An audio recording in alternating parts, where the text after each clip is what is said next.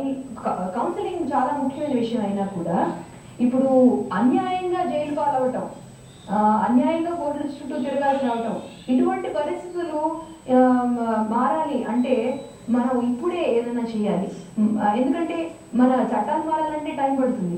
సమాజంలో కొన్ని వ్యవహారాలు అంటే జీవన విధానము అభిరుచులు మారడానికి టైం పట్టచ్చు. కానీ ఈ మీన్ టైంలో ఈ అతను పడే బాధల నుంచి వాళ్ళకి బాగా కదిలించిన సంఘటన ఏంటి? ఎవరన్నా మీరు ఎలా కౌన్సిలింగ్ చెప్తున్నారని ఎవరన్నా వచ్చి మీ దగ్గర కన్నీరు మున్నీరు వచ్చి యాక్చువల్లీ అంటే చాలా కన్నీరు మున్నీరు చేసిన సంఘటన నేను యాక్చువల్లీ మా ప్రెస్ రిలీజ్ రాశాను. ఒక రెండు సంఘటనలు నా ప్రత్యక్షంగా చూసిన వాటికన్నా ఒక భోపాల్లో ఇటీవల ఒక 45 ఏళ్ల అత్త, ఆవిడ డౌరీ కేసులో ఆవిడని అరెస్ట్ చేయడం జరిగింది. అయితే ఆవిడని కస్టడీలో ఉండగా పోలీసులు సామూహికంగా బలాత్కారం చేశారు. అయితే ఈ ఆడపిల్లల మీద అత్యాచారాలు, మహిళలపై అత్యాచారాలు అని మాట్లాడే ఎవరు కూడా అది చాలా ప్రముఖమైన వార్తాపత్రికల్లో ప్రచురితమైనా కూడా ఆ వార్త ఎవరు స్పందించలేదు. తర్వాత ఈ మధ్య ఇంకొక పెద్ద ఆవిడ 75 years 75 ఏళ్ల మహిళ 4 ఏళ్ల జైలు శిక్ష అనుభవించింది తను చేయని నేరానికి, తన 4 కొడుకులతో కలిసి.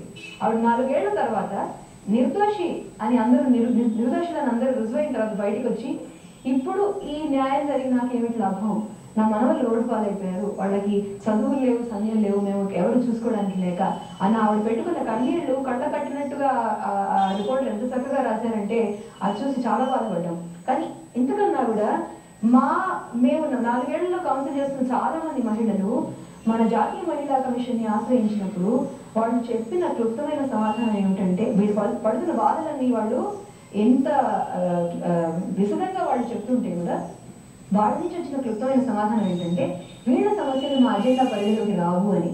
అంటే మనకు అర్థమవుతుంది ఏంటి, ఈ మహిళా కమిషన్లు, మహిళా సంఘాల్లో కూడా అందరూ మహిళల్ని రిప్రజెంట్ చేసేందుకు ఆస్కారం లేదు.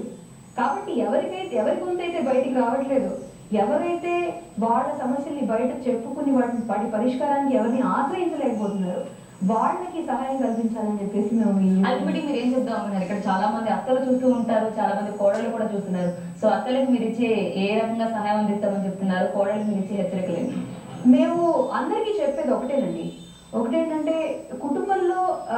కుటుంబంలో జరిగే విషయాలు వీళ్ళని మటుకు కుటుంబంలో పరిష్కరించుకుంటే మంచిది. వీటిని అనవసరమైన క్రిమినల్ కేసులుగా మార్చి జీవితాలు పాడు చేసుకోవడం అనేది అసలు మంచి పని కాదు. అది ఎవరికైనా సరే వర్తిస్తుంది, అత్తలు కావచ్చు, కోడళ్ళు కావచ్చు, ఎవరైనా కావచ్చు.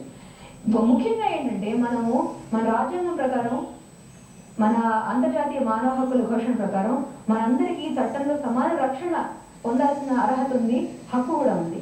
కానీ మనకి సమాన రక్షణ దొరకట్లేదు. కాబట్టి మేము ప్రభుత్వం మీద ఒత్తిడి తెచ్చి మొదటగా అతనికి ఒకలాంటి ఊరట, వాళ్ళకి అండగా నిలిచి వాళ్ళ సమస్యలు వాళ్ళు ఎదుర్కొనేలాగా చేయడం, వాళ్ళకి ఒకలాంటి మారల్ సపోర్ట్గా ఉండడం.